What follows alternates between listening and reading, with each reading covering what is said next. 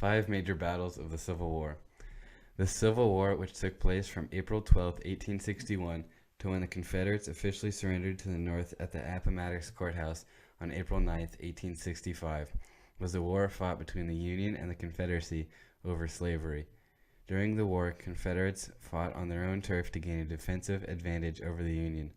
They were able to compete with the Northern armies even with less resources due to their home field advantage. Later in the war, the South started to run out of manpower and resources after the Union had cut off supply routes to the South using a naval blockade through the Anaconda Plan, which forced them to move north to try to get resources to sustain themselves.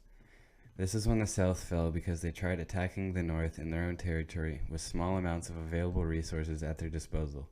This eventually led to the win over the Confederate Army and played an extremely important role in gaining freedom for slaves, which later led to them gaining rights in states. During the Civil War, there were many battles that were fought throughout the country. One of the first major battles was the Battle of Bull Run on July 16, 1861.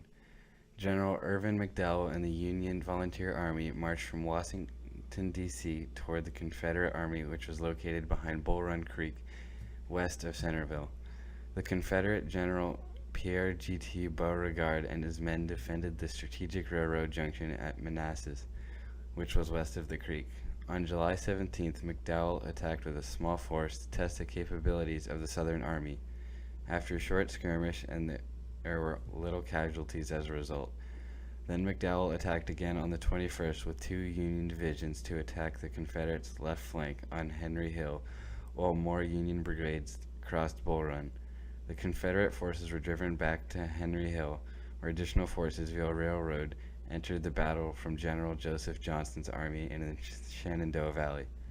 The Confederate forces broke the Union in its right flank. With no reinforcements, the North made a retreat back to Washington, leaving the Confederates victorious.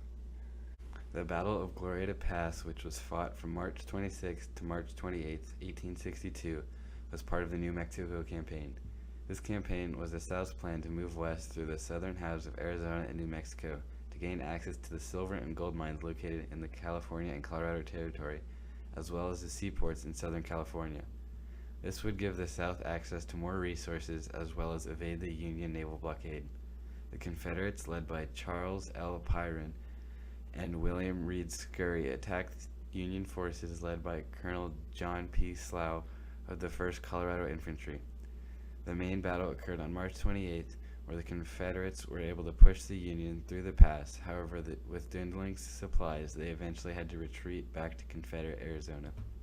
Another Confederate victory was the Battle of Chancellorsville, fought between April 30th and May 6th of 1863 near the village of Chancellorsville in Virginia. The battle was a major engagement between General Robert E. Lee with over 50,000 men and Union General Joseph Hooker with 100,000. With Hooker and his men on Lee's right flank, Lee and General Stonewall Jackson came up with a plan to defeat the overwhelming force. Jackson, with 30,000 Confederates, went around the Union's right flank and won with a decisive victory. Both the Battle of Bull Run and the Battle of Chancellorsville were Confederate defenses on their own turf. The home field advantage gave the South the ability to fight against the North's overwhelming numbers and last in the beginning years of the war. Though the South was successful, it would not last. Even though the South was able to fight on their home front for a large portion of the war, later, once the South was running low on supplies because of the Anaconda Plan, the South had to push north in order to continue the fight. This is when the South lost their advantage. The Union had overwhelming numbers of troops and supplies compared to the South, and even though the South generally had better generals and tactics, they would eventually fail.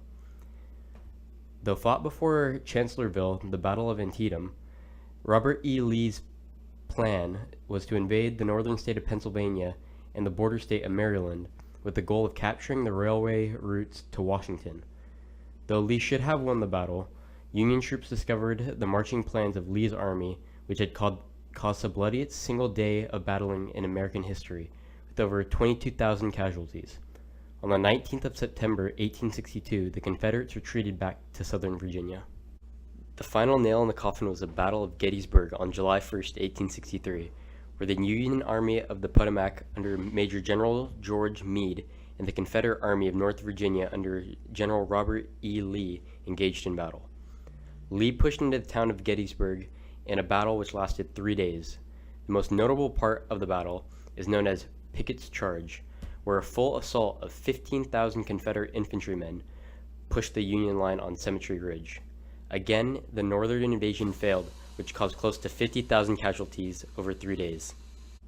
Overall, the Civil War was a war of attrition between the North and the South. The South had the advantage at the beginning of the war, when the North was invading, leading to many Southern victories. However, once the South was low on resources because of the Union sea blockade, the South attempted to push north and failed time and time again, which led to the eventual surrender of the South on April 9, 1865.